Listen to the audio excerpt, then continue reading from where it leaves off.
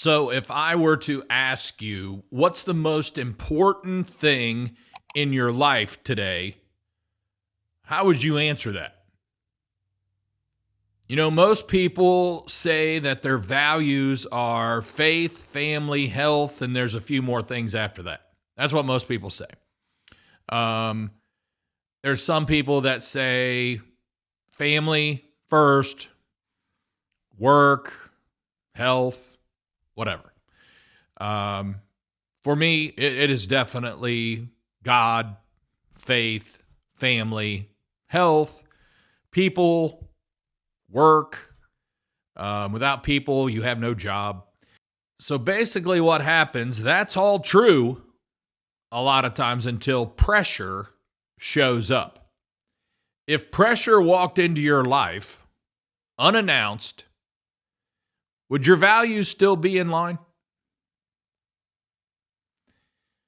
Time ranks values, and that's what we're going to talk about today.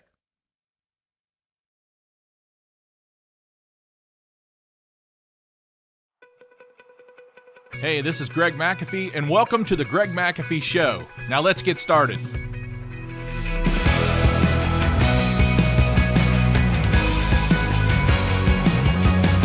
Hey, welcome back to the Greg McAfee Show, where we talk about entrepreneurship, how to take your business to the next level, whatever that level might be, and ultimately follow your dreams and set those big goals. Okay, if you could do me a favor right away, hit that like button, subscribe below. We get tens of thousands today of viewers. I do need some more followers. So hit that subscribe button. It takes 2 seconds, please. All right, hey, so we're going to talk about time ranks values. And here's what I mean by that.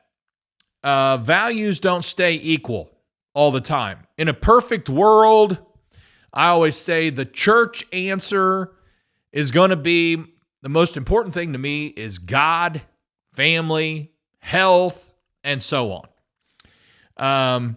But time ranks those. And pressure reveals the order right away. As soon as we're under pressure, things change. Know this, calendars do not lie. If your calendar was checked today, if you handed me your calendar and I got to look at it for the rest of this month, would it display what's important to you?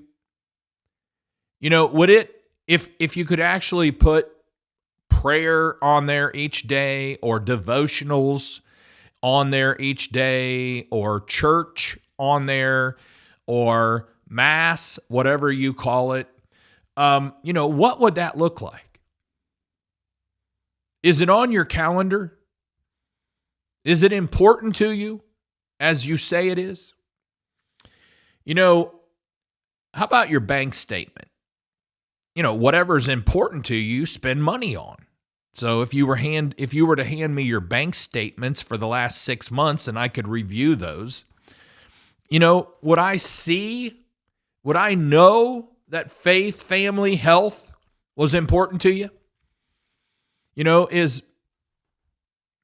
Is giving and tithing, is that on your bank statement? Is family, fun on your bank statement? Is the gym on your bank statement? Is it on the calendar? I have to go to the gym.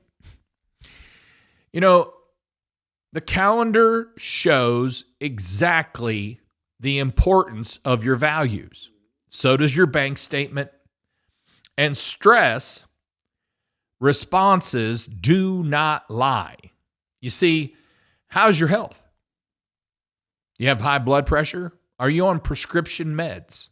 Well, if your health is important to you, you're going to do everything you can, if possible, to get off those meds. When I lost my 100 pounds and I became dissatisfied with weighing what I weighed, and I was miserable, being lethargic and swelled up, full of fluid, and just not feeling my best. And I was on 6 medications for high blood pressure and high cholesterol. I just became dissatisfied. So fast forward to today, and that was I don't know what, 2 years ago, that I got dissatisfied, and then it took me 9 months. I got serious with no prescriptions and no medications and no surgeries. I lost 100 pounds in 9 months, within 1 day of 9 months. It was July 3rd that I weighed in, and I had lost 100 pounds of 2024. July 3rd, 2024.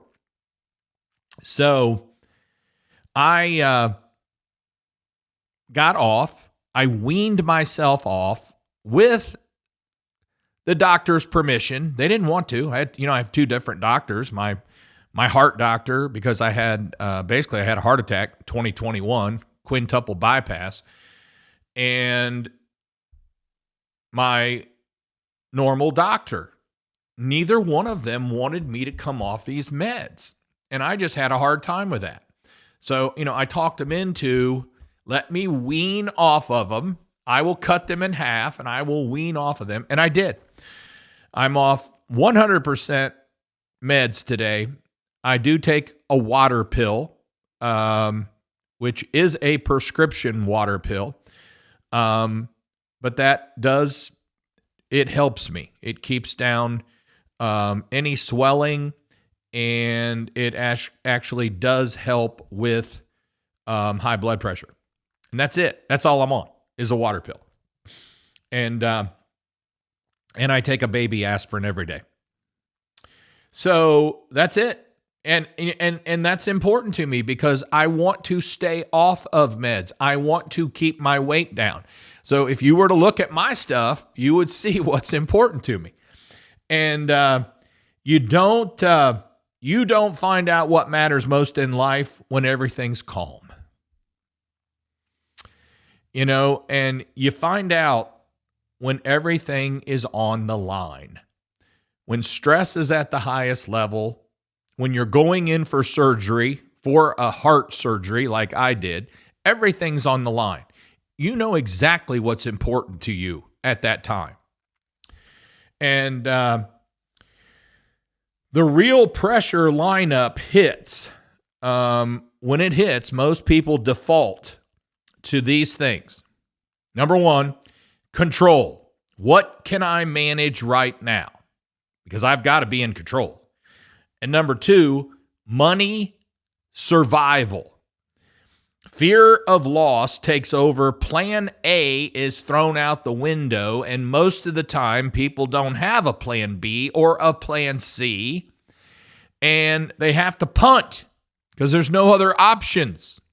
So their lineup of faith, family, health, it goes out the window, folks. Let's face it. And then there's ego. Number 3, ego identity. We have to protect our image.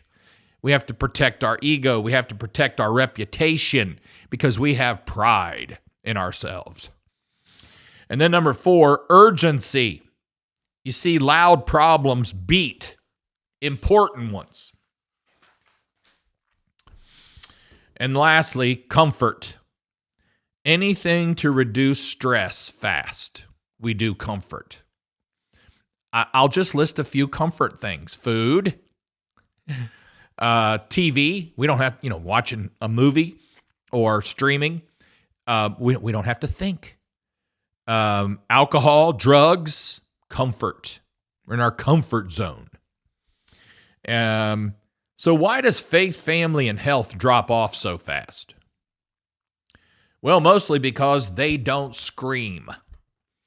Yeah, every once in a while you'll get a little bit of tension from family when you have to cancel a family event because you didn't plan properly. You'll get that. But most of the time, if I were to have when I was in business and I was 100 mile an hour and if I went to my kids, which I never had to do, thank goodness, and said, hey, I'm not going to be able to make your game tonight, something came up business-wise, they would have been very disappointed, but they may have understand once, but not again, and not again, and not again, okay? So they don't scream. They don't demand immediate attention like other things do. And they require trust and discipline, not necessarily control. So I'm talking about faith, family, and health. Now, when my health screamed and I was having cold pains in my right side of my chest, which is not textbook at all, and one day I came into the office and I couldn't lift my arms to type, that was scream. That was scream time. It was saying, you've waited too long, you didn't take care of yourself, you've let this go, and now we're in action mode, actually emergency mode, because I drove myself to the emergency room and they admitted me right away. And boom, 2 days later, I was at 5 a.m., I was on the surgery table getting a quintuple bypass. So whatever you protect first under pressure is what you truly worship. See, the most important things in our life, believe it or not, we worship. We worship those things. If you're all about your business, you worship your business. If you're all about faith and God, you worship faith and God. If you're all about family, you're going to worship family. Family grows up, though. I always wonder about a lot of people who worship family more than anything else. Family grows up. Family moves out. Family goes away. Not necessarily goes away, but it changes. It's not the same all the time. And then we've got haste versus patience. And haste chooses comfort. Patience chooses consequences. You see, haste says, fix that feeling now. Patience says, think about it and think about the cost later. And when we make rushed decisions, well, it feels good short time. Let me give you a couple examples of rushed decisions that feel good. Number one, we all know we've done it. Every one of us here have done this. Impulse spending. You buy something fast. You've wanted it, right? You want that car. You want that thing, that shiny thing. You want that toy. You want this. You want that. I don't know, whatever it is. But you make an impulse spend. Well, it feels good for a minute. And then you have patience in the decisions build long-term strength. Some examples like investing versus spending. If you read The Richest Man in Babylon, you will see that saving is very important, and that's how he became the richest man in Babylon. But it's a good book. There's a couple videos online that are really good too, 20 minutes long, Richest Man in Babylon. Lots of learning from that. And then you have delaying emotional reactions.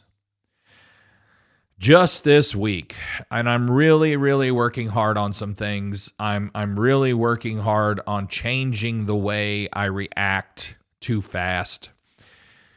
I had someone come in and blow up on me, and I reacted wrong. I just reacted wrong. Nothing like I used to react. Probably would have been a fist fight 30 years ago, but nothing how I used to react. But I'm not comparing myself to how I used to be. I'm comparing myself to how God wants me to be. And I reacted wrong. And I really felt bad about it. I felt bad. It kind of lingers on you. So we have to delay emotional reactions. And we also have to delay gratification. I talk about that often. And building a business, if you're in business, slow is okay. Slow is go. Fast is, it doesn't work for everybody. It works for a few people. It doesn't work for everybody. And then saying no to debt. I've said this before. A lot of people can manage debt. They know how to borrow low and make high dividends or higher interest rate than they're borrowing, and they make a lot of money doing it, and they're very good at it. But it's not for everybody, and a lot of people go under because of too much debt. So most people regret when they're in the panic mode. When you're in the panic mode, you're going to regret how you reacted or what you did in the panic mode.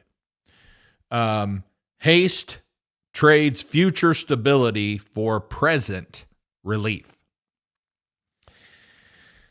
And then you've got the personal leadership application that we're going to talk about, and that's for entrepreneurs and leaders. And leaders under pressure either tighten their values or they basically abandon them. That's the only two ways you can go on that. So you either tighten your value or you abandon them. And what kind of pressure do we have? Well, we have business pressure. We have business. If our business isn't growing, we may look bad. It'll hurt our ego. It'll hurt our ego with our team. It'll hurt our ego with our family, our friends. And so you've got business pressure, and then you've got financial pressure. Too much debt creates huge financial pressure. But you've just got, a lot of times you've got financial pressure just making ends meet, especially in business. I mean, I know for the first 5 years, there was just a lot of pressure. I paid myself last. I paid my team. I paid my suppliers. And my wife and I, we paid ourselves last if there was anything left over. So there's financial pressure. And then there's reputation pressure.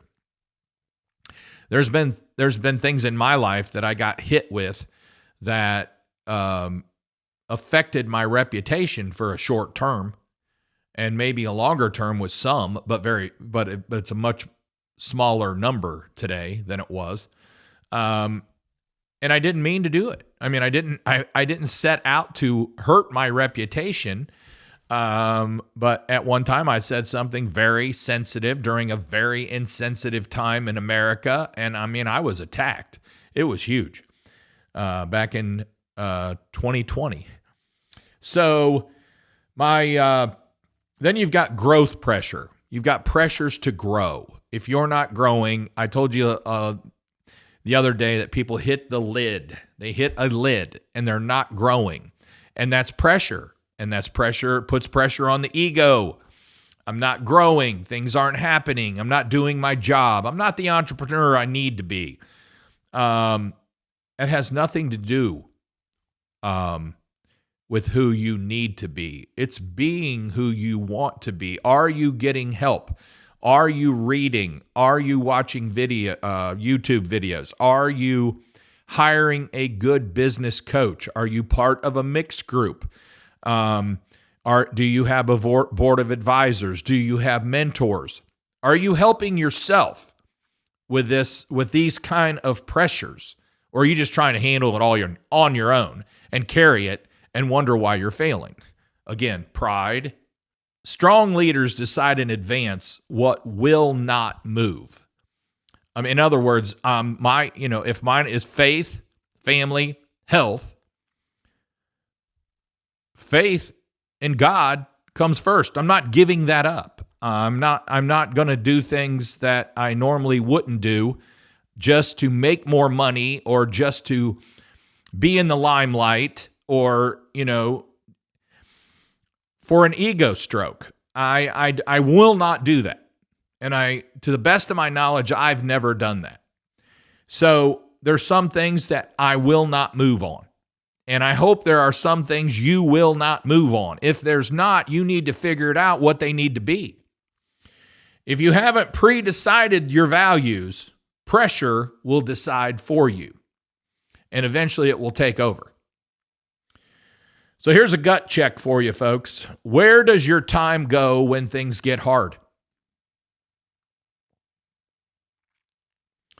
What gets canceled first?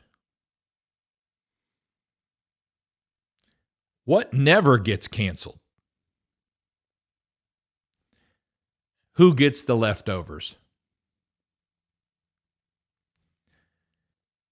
You know, your real values aren't what you list. They're what you live. They're what survives the stress test.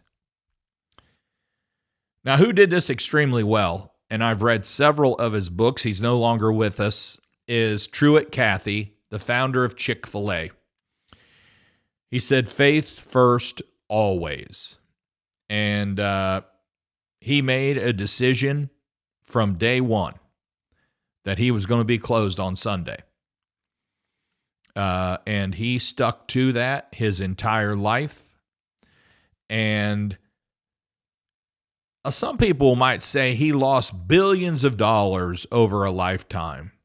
But I remember at one time I read that Chick-fil-A, when they were only in the malls, Chick-fil-A made more revenue in 6 days than all the other stores combined in 7. And he stuck to that his entire lifetime. And it was very important to him. And I hope his son or sons who are running it today, because there have been some minor changes made already since Truett passed away, but I hope they stick to that Sunday being closed. And some people say, I'm hungrier for Chick-fil-A more on Sundays than any other day. But boy, I respect what he did. And he taught that business should never outrank family or faith. He personally mentored employees and invested deeply into people, not just profit. He lived by and according to faith, family, people, business. That was Truett Cathy. He kept his promise to God and family even when it cost him money. And he was extremely consistent, not just occasionally, not just when things were calm, not just at church. I always say that's a great church answer, put God first. That's how he lived his life. And he was a great mentor. He's got several books out there that are great to read, great reads. And we'll put some of them up here. So here's my closing challenges. Pressure is coming. Just be ready, because everyone deals with pressure. If you haven't experienced it, it's coming. And the goal isn't a pressure-free life. It would be a very boring life if you never had pressure. I mean, I thrive off pressure. The more pressure I had, the more I got accomplished, the more we did as a business. The goal is a value-anchored life. Keep your values in order. Keep them strong. It's a great witness for you. If you run a company, people are watching you. They see what you do. And the final line options are: pressure doesn't ruin lives. Misaligned values do.